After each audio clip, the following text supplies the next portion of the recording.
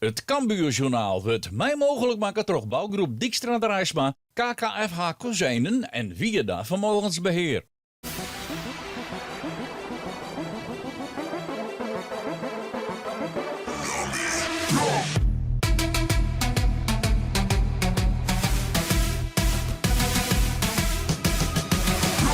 Welkom bij het Cambuurjournaal. Cambuur zit in de flow. Nou, dat is misschien juist te betietsprutsen, maar dat gaat natuurlijk net onaardig met de Ljouters. En er zit nou weer een thuiswedstrijd op het programma. Het is een jong PSV. Ach, weer een jong ploeg. Best blij dat er nou zo stadig aan wat al is van die jonge teams? Nee, want dat jij bij de competitie. Dus dat weten we. En maar als ze winst, kan ze maar beter gaan. Ja. Dus maar we zijn nu 2-1. Eén keer verlengd van Ajax en 2 won. Dus dat we tijd dat we dat terugzetten. Dus dan pak je de bonuspunten. En we zeiden het al, 4 op een rij, dat is mooi. Maar 5 op een rij, ja, dan zoen je toch echt wel weer echt lekker mooi van. Henk de Jong had eens even onttrekken in de West. 30 punten voor de winterstop. Nou, zo net verkeerd wezen. Zo, daar ben ik hartstikke tevreden. Zitten we er mooi bij. En dat is wat we graag willen. We na competitie helden. En dan zien we wat er gebeurt. Maar daar is het dat verzint het dus publiek. Uit en thuis, het zit vol. Onze vakken zit vol, uitvakken zit vol. Ja, het is in je geheel aan het worden. En dat is mooi van trainer ik. Dat de meesten merken dat we met iets bezig zijn, dat het lukken gaat. En dat moeten we mooi terugzetten. En dan geven we naar Tariq Mercera. Hij had hem vestigen als rechtervleugelverdediger bij Cambuur. Het is een groot talent. Er is misschien ook wel eens wat belangstelling voor hem.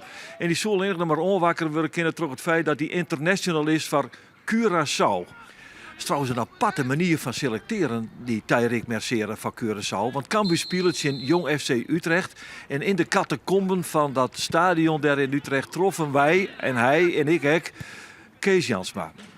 Waar kent hem net. Hij is de perschef van Dick Advocaat. En hij zei tegen Tariq, jou moet ik erbij hebben. Ik ken je, want je speelde met mijn zoon bij Alphense Boys.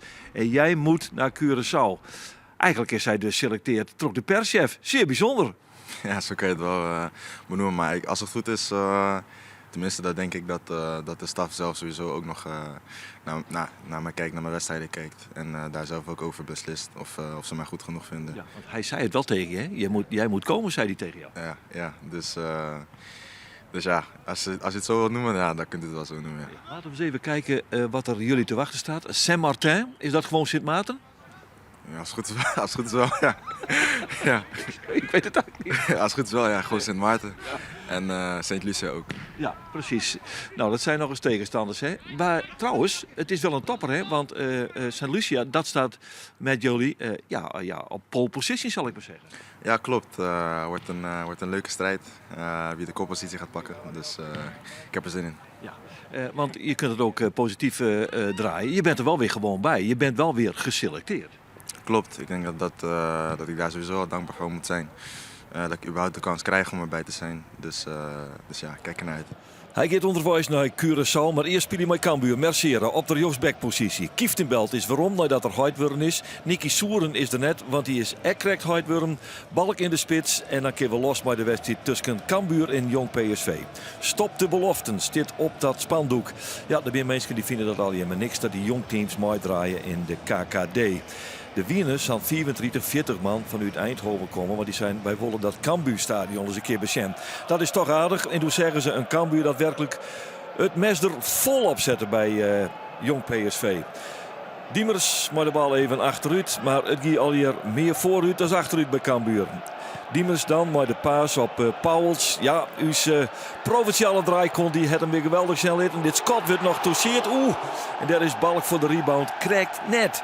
En daar hier het al binnen 4 minuten 1-0 wezen kunnen voor Cambuur. Het schot wordt of het op een aparte manier pareert toch niks schiks. De keeper die hier echt weer heel goed dwanden is. En dan gaat dat baltje krijgt voor ons. En zag hier Cambuur binnen 9 minuten al 2 keer de kans. Dit is Narti die kans uiteindelijk krijgt. Om op 1-0 vastsprong te komen. Daar, dat baltje van Narti krijgt voor ons. Maar het zou net lang worden, want hier wordt matig uitverdedigd. Maar wordt Sassezen terug Wesselkom. Komt op de holle van Van Mullen. Die vindt Balk. Ja. Wat een heerlijk. Het liep het. Nou ja, zo het een penalty west hebben we hier net een Panenka neemt. prachtig doelpunt van Remco Balk. Hier gaat het mis met de uitverdediging van Koen. Het kopbaltje is bekeken van Van Mullen. En dit is heel rechtig blauw in de holle. Even wachten wat die keeper doet. En we dan weer heen stiften. En zag hier Cambuur vol sluit terjochten. Binnen 10 minuten op een 1-0 vastsprong. Ja, en dat is eigenlijk ook het beeld van de hele eerste helft. Waarin Cambuur gewoon volle better weer er bovenop ziet. Jerk weer balverlies van PSV dicht bij de eigen sectie. Dan gaat Pauwels weer. Ja, dat Scottie, dat hier wel wat vernietiger kan. Maar Henk de Jong aan de kant, hij is belutsen. Maar hij sjocht dat het goed is. Zijn eigen ploeg, na goed 12 minuten voor, maar 1-0. En er komt weer een aanval over de rechterkant deze keer. Bal weer terug Kieftenbelt eventjes de orenkant uit manoeuvreert. Dan kom je uit op links. En dit is wat hij verzels wil, die Pauwels. De sectie meter in en dan die actiemaatje. En dat docht hij nou met een bal. Ja, ietsje meer nog naar de boetenkant. En dat hier heel gevaarlijk worden. Maar we moeten erbij zeggen, de keeper van Jong PSV, Niek Schiks, die weer in vorm, ja, want het is een pakje er prachtig uit. En zo bleef het maar 1-0. Daar werd Cambuur de kansen krijgt. Pauwels weer. Paul komt er oerhinnen, maar die krijgt voorlopig de bal even net. Ja, dit is mooi, hè? Even stilstaan. De voert even op de bal en dan die actiemaatje. En dan komt hier het baltje van Narti op Alhaft. Nee, dat werd ik al blokt. Jongen, wat een mogelijkheden kriegen Cambuur en wat wienen er prachtige kansen bij. Maar het doelpuntenmaatje, dat is nooit dat schitterende doelpunt van Balk. Dan heb je erom. Ja, dan weet je, dan komt Jong PSV. Dit is Dante Gilbert. Hij komt van Trinidad en Tobago. En die shit krijgt voor ons. Het hier samen de 1-1 wijzen kennen. Dat hing het vanzelf dan boven zo'n wedstrijd. Maar gelukkig van Cambuur mist ek deze speler, Dante Gilbert, de doel van Cambuur krijgt. Maar het scheelt net zo vol als maar wat die krijgt voor ons. Ik zag koersen wel op een 1-0 vastsprong van Cambuur bij het skoft. En dat het gewoon 4 te dat hier 3 of 0 wijze matten. Nou, dan nog een keer Pauwels vanuit de linkerkant. Nee, Balk gaat er echt weer net krijgt in. Balk komt heel goed vast in verdediger. Maar hij krijgt hem de goal net in. En dat bezitte Connor, nummer 6 van Cambuur in die eerste helft. Maar ik daar zou er niks uitkomen. En dan de tweede helft. Als Otter, ja, wij kregen vroeger thee als wij in het skoft zitten. Wat had er in de thee zitten bij Cambuur? Ik weet het net. Maar het liep er helemaal nergens meer naar. En dan is het PSV die dit docht via die invaller Emir Bars. Hij komt uit Turkije. Hij denkt wat balkink in ik. Nou, krijg net gelukkig voor Cambuur. En dat hier de 1-1 wijze kan. Maar Cambuur is dan wel volle minder als in de eerste helft. Ja, bij de uitval dan kan ze nog heel gevaarlijk wijzen. Dit schot van Pauwels wordt nog weer correct toucheerd. Trok niks schiks. En git dus voor ons.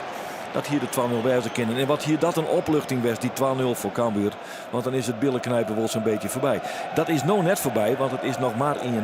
En na een oerenspeling beziekt het Jevon Simons om er terug te komen. Dat slag het net en dan komt de paas op Balk. Nou, let nou even op, de gaat Balk als een speerder van terug. Koen in de achtervolging, die kreeg niks. Dan gaat hij naar de linkerkant, naar Pauwels. Jongen, daar is het Daggersan die er nog een voetje in krijgt. En dan krijgt al half de bal in die rekken maar de hoorn aan. Is deze werkelijk unieke kans voor Cambuur naar een goede oorenspeling voorbij. Hier, Balk naar Pauwels. Pauwels zet in. Daggersan krijgt op wonderbaarlijke manier de voetertje aan. Via de latten op de hoorn van Alhaft. En dan is het over en uit. En bleef het maar 1-0.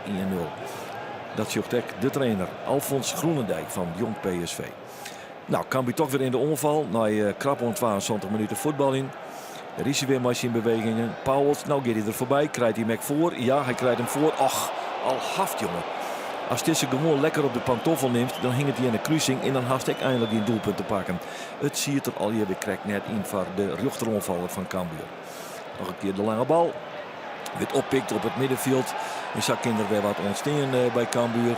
Maar Diemers, ja, prachtige no-look-paas op Paul. Paul met de voorzet. Ja, dat slaagt het hek. En dan Afolabi. Hij wie in het veld komen. Maar hij slaagt het er echt net in om doel te treffen. Het schot wordt afblokt. En zo zullen we hier de matchwinnaar innen. Remco Balk. Hij is verantwoordelijk voor de enige goal. Maar die smiet wel 3 punten op. In de wedstrijd met 2 gezichten. Dat moeten we constateren. Ja, de eerste helft natuurlijk prachtig. Cambuur, dit is voetbal waar we graag spelen willen. Heugdruk, echt zo heug het ken. Eigenlijk tot de achterlijn en daar. En daar ik hulp de kans niet creëren, en zeker in het begin. Ja, dan moet het 2-3-0 staan. En dan wist, als het net zo is, dan krijg je weer een moeilijke tweede helft. Nou, dat heb ik gewoon, zeker in het begin even echt kansen voor hun. Daarna wie de kansen wel hoor. Maar dan Ja, dan mag ze hem zelf uitcounteren, hè, die koers naar weg gaan. Maar net meer dat sprankelende voetbal van de eerste helft.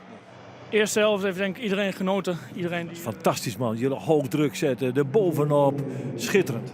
fantastisch. Jammer dat je niet wat meer scoort.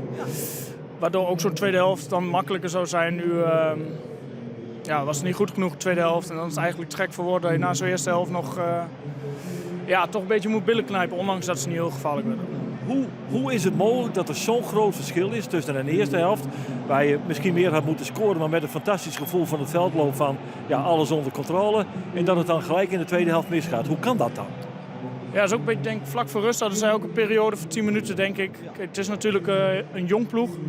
Als die vertrouwen hebben, dan kunnen ze heel goed voetballen. En wij gaven hun een beetje dat vertrouwen. We kwamen slecht uit de kleedkamer, waardoor zij dachten, misschien valt er nog wel wat te halen hier. En dat moet je eigenlijk gelijk uitschakelen. Eigenlijk al de eerste helft door te scoren en door de tweede helft veel beter te beginnen.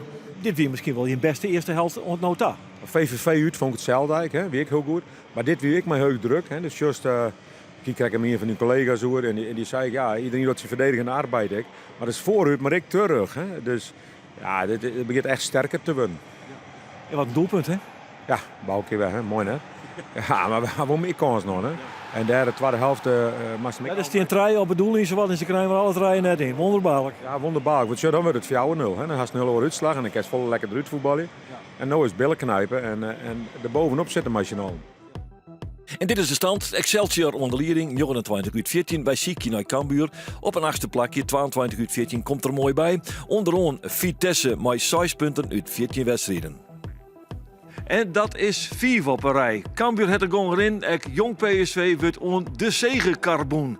Dat is natuurlijk prachtig. En ook in Cambuur in de rest. Er komt natuurlijk een oefenwedstrijd om, maar het is het weekend van de Interlands. En dat betekent dat Cambuur pas op 22 november van de competitie weer in actie komt. De tegenstander is dan in Arnhem Vitesse. Als die club nog besteedt. En als dat zo is, dan ben wij er een dag later weer met het Cambuurjournaal. Graag gedaan. Het Cambuurjournaal waar mij mogelijk maken door bouwgroep Dijkstra de Rijsma, KKFH Kozijnen en Vieda Vermogensbeheer.